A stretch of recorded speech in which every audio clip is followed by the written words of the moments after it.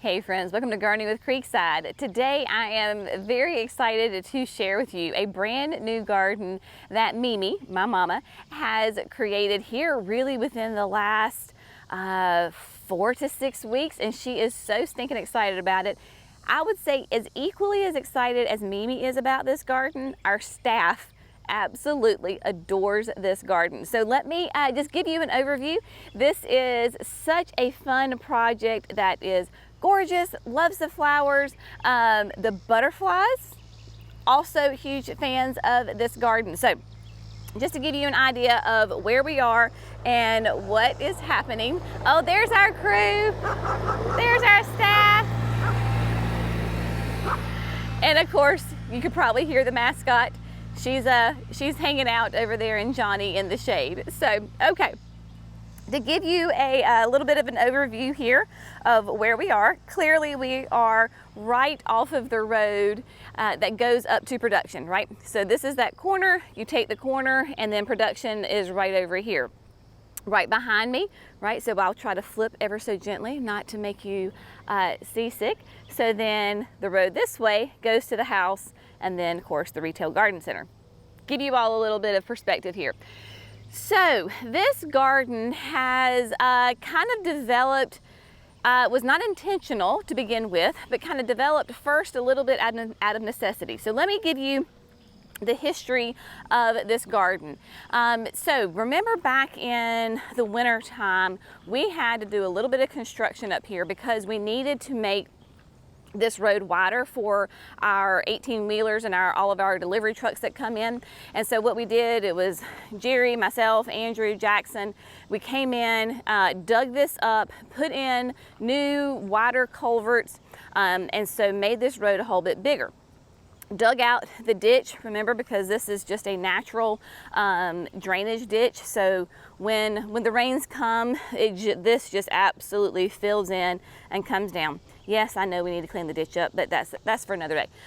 So because of that construction and digging this ditch out, when Jerry and Jackson were doing that, they were taking all the extra soil and then they, just kind of plopped it up over here. Well, of course, this was in the winter time, and our winters, they're very, very wet, and so it was really thick mud. So for a long time, for months, this whole area was nothing but red clay, and it was very, very unsightly. Drove Mimi crazy. So she came in and laid down a couple of things, planted. These are here in the center. These are the daylilies. Some people call them like ditch lilies. They're just those orange ones that will naturalize. So at the time she thought, well, I'll put these down and so they can just take over and it'll be fine. It'll hold the soil and so we don't, won't erode and all this other things.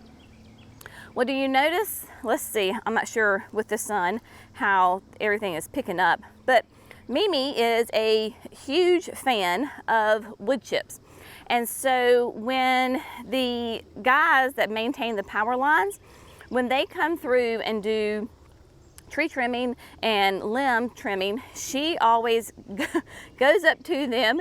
She is not bashful at all, and she asks for their wood chips, and they of course are happy to have somebody that wants to get rid or take their wood chips, because they just have trucks and trucks of wood chips. So as a side note, if you happen to have somebody they're doing tree work, a lot of times they want to get rid of these. So if you want them, grab them. So she has piles of these all over the different parts of the property that are different ages. So Jackson one day was like, hey Mimi, how can I help you today? And so she was like, oh Jackson, well let's take some of the aged wood chips and let's put them up here. So that really was the start of the garden.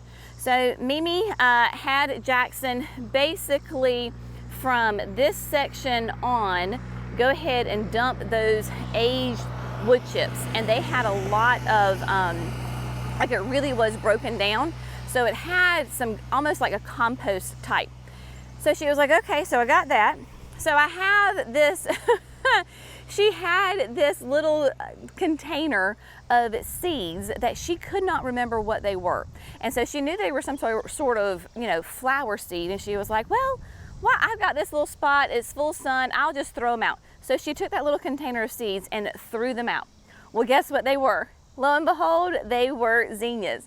So this has started kind of morphed into this great project. And so, you know Mimi, she has, one, she has more energy than anybody I know on the planet. Two, she has a very dry shade garden. She craves a sun garden. This is really her first sun garden. Can you believe that?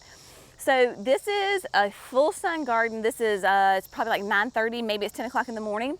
And so this is in the sun now, and it will continue to be in the sun for the rest of the day. So she has decided that she is going to make this garden a monarch way station garden. That is the ultimate goal for this flower bed. So she has had the most fun over the past couple of weeks developing this garden, and the vast majority of all of these plants were either gifts, seeds, or she's taken them from other parts of her garden and put them in here. So we're just kind of going to walk through and see this really fun garden, and I'm just going to kind of explain it to you. So first things first, she has determined where her shade line is.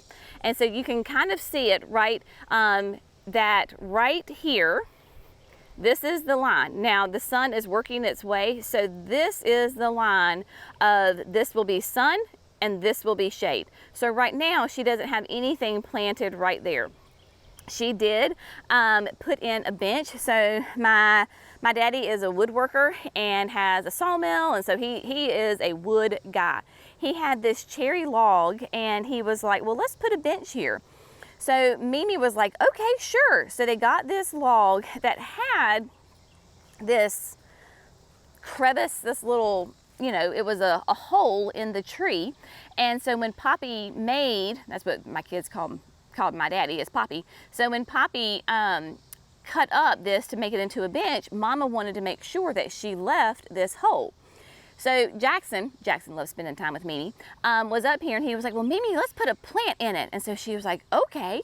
So they went and found a wood fern out of the, you know, in the woods, got some, stuffed in some soil in there, got some moss that was just a natural moss growing, and put it in there and planted it. So what she does is she comes through, she has a squirt bottle, and she just squirts it so that way it stays nice and watered. So I was asking her when we were talking about the garden, and I said, well, Mama, I said, would you ever, you know, just out of curiosity, why did you turn it on that side, and why not just go ahead and flip it up so that way it holds more water for the fern? Well, that would be good for the fern, as she said. I didn't even think about this. She said, but the wood would rot faster because it is holding more water, and so that area would rot really quickly. And so she wants to try to preserve it as long as possible. So that's why it's on the side. She said, plus it looks fun, right? It's a unique, fun, different way to do it, and I love it. So she has her little bench here that will stay in the shade, and so she can enjoy the garden. Now, so the whole garden started with the zinnias, and as the zinnias have sprouted, as they have gotten thicker and thicker, what she does is she comes in, she said, I don't even dig them. She said, I literally just pull them out of the ground because we've had so much rain in the last 3 weeks that the ground is really wet, and of course the wood chips help a lot. And so she said, I literally can just lift them out of the ground, and then she spreads them down further into the garden in all directions, because this was the original spot for the zinnias. So what she has in here is she's trying to add more, of course, more plants for the monarchs, right? And so she's got the zinnias. She even has, she has some little plants, like she has some baptisias. There's 3 baptisias in here that were really, really on the struggle bus at the nursery, and they were gonna get tossed, like they were basically dead, and then Mimi resurrected them, brought them back to life. So she's got 3 different baptisias in here going on. And then you might notice also that she will have, she has these little, the little plants in here, and she's got these like little terracotta, they're little plastic pots, and the little pots are sitting beside the plants. So this is such a fun story. So Mimi is a master gardener here in Gaston County, and every spring the master gardener group of Gaston County, they have a plant sale. So the master gardeners will either take plants from their yard, like divide things out, or if they've started seeds or whatever, and so it's open to the public. So this is like a fundraiser for the master gardeners, but yet it also is it's like one of the biggest sales where people all over come to shop the master gardener sale. So her friend Mel, master gardener, after the sale had all of these little seedlings left over, and so she gave them to Mama. So some of them were labeled, but then some of them were not.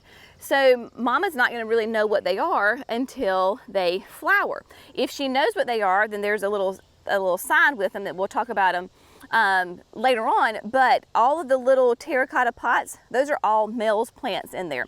So that's a fun, sweet little story that I really enjoyed that. Next, so she's got some Mexican sunflowers in here. These, of course, if you've had, I never can say it right, the Conia.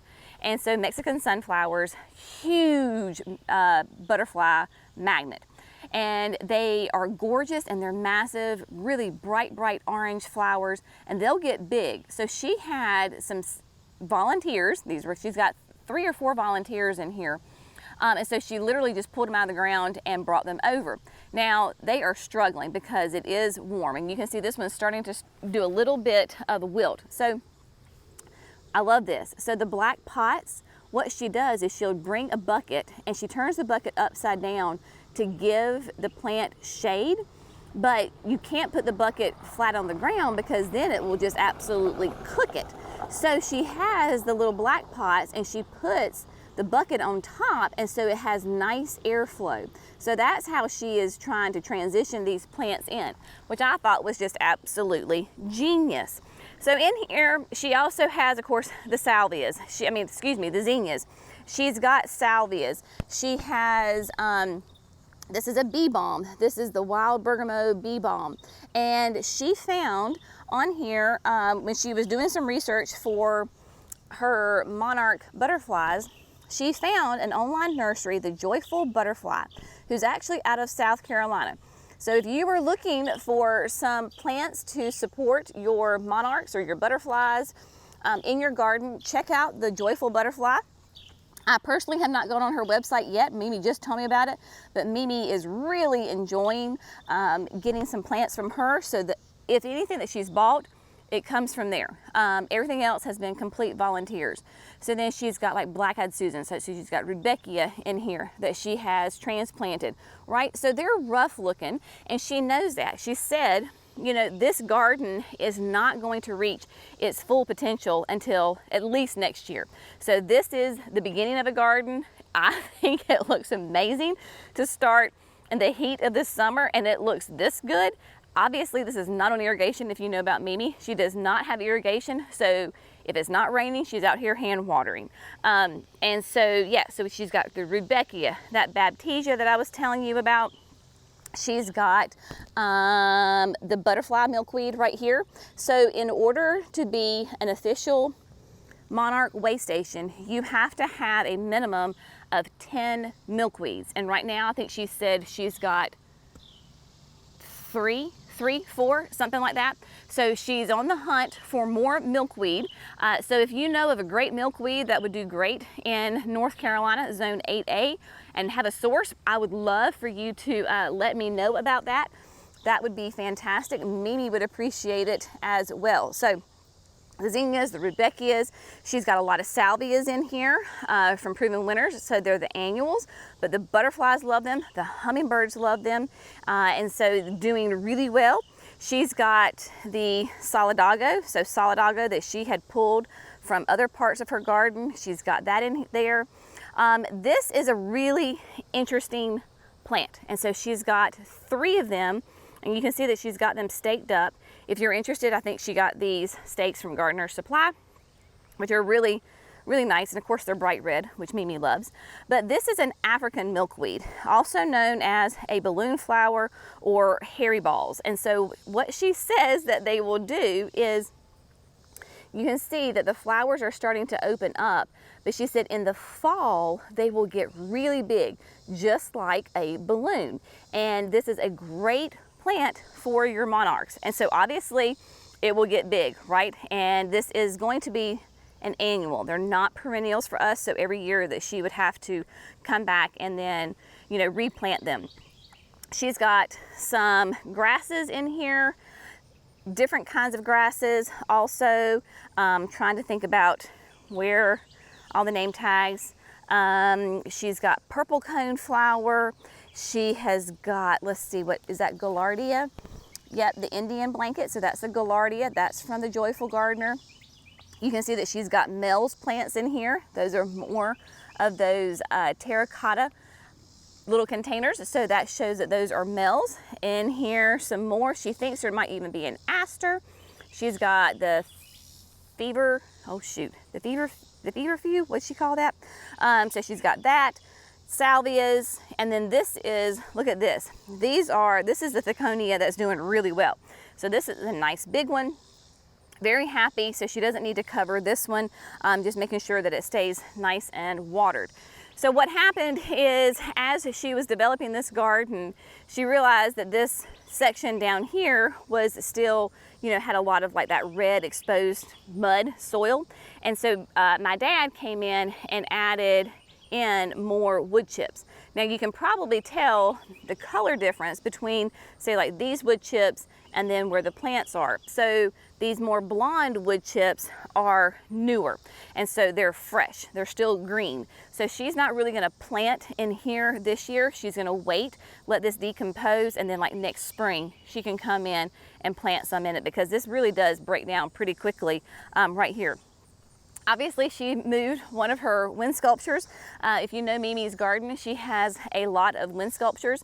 These are all Lyman Whitaker. So Lyman Whitaker is the artist. I believe he's out west. I want to say maybe like Arizona. And there is an art gallery in Asheville, North Carolina. The Grove, I never can remember, but it's part of the Grove Park Inn. And so Grovewood Gallery, I'm pretty sure that's it. The Grovewood Gallery right there with the Grove Park Inn, part of near Biltmore, all of that. And that's where she goes up and she gets her Lyman Whitakers. It does not, I would not even say that the wind is blowing, and you can see that it is moving. She leaves them out year round, and they are all shapes and sizes, and it takes just the slightest breeze and then they will move. So a lot of people ask about those, so there you go on that. And this is, we actually have the same, I have the same one in the signature garden. So a little fun fact on that. She also has lots of different kinds of little bit of liatris in here. So you can see that she had some liatris. And so Mimi, if she knows the name, so what she'll do is she has these little plastic, plant tags with the name, and then of course the date. So the month and the year that she plants them. She has had some of the little redhead spigilla. It has started to reseed in other parts of her garden, which is great. It's a great native plant. So all of that right there is the little redhead. Okay, good. She has a tag for me. So this is that feverfew, and this is pom-pom. So look how stinking cute this plant is, y'all. Really sweet, almost like a fern type-ish foliage on it. But those little sweet little white flowers on it. And she said she's never grown feverfew before. I haven't either. And so there you go. So really cool on that. Oh yeah. Look at this one. This one's really cute. This was, I think this was one from Mel as well. So this is Bullseye Spilanthes. I think that's how you say it, right? So look how unique that plant is. Don't you love that? I love it. I think it's really cool. So there you go, Bullseye. And then she has her little, what do you call it, puddle pond for the butterflies. So this is where the butterflies can come. They can drink water. It has to stay shallow. Obviously, you can't have it super deep for the butterflies.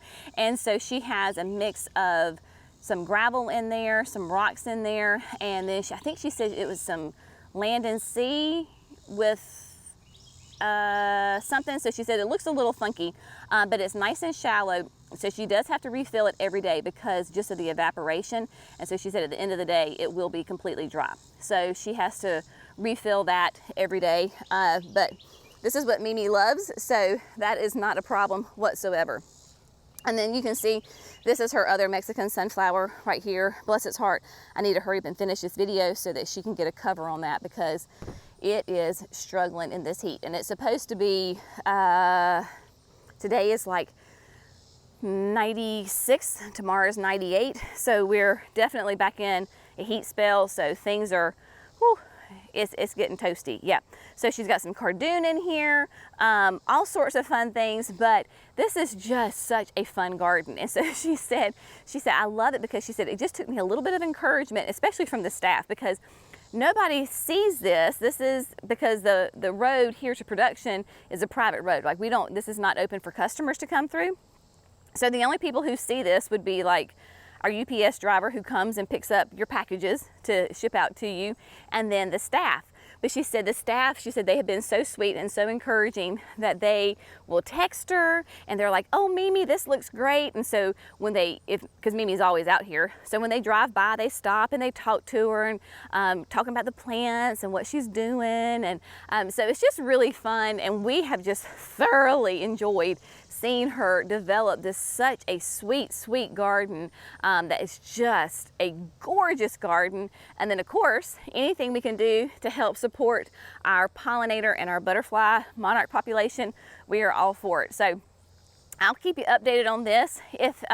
We'll see how things develop as the season goes on, but I am sure we'll be back here next year because like she said, this is just the very beginnings of the plants. And yeah, if you know Mimi, she's gonna take this and just run 1,000 miles with it. So it's just gonna look great. So anyway, don't ever, it's never too late to create a garden. Right? You can always go out there, create something new, go out there. This is a great time to plant things that are in the heat, right? That are heat loving plants. Might have to watch them a little bit like she's having to do on her Mexican sunflowers, but man, the zinnias and all that, they are doing great. She wants to add like Joe Pye weed to here.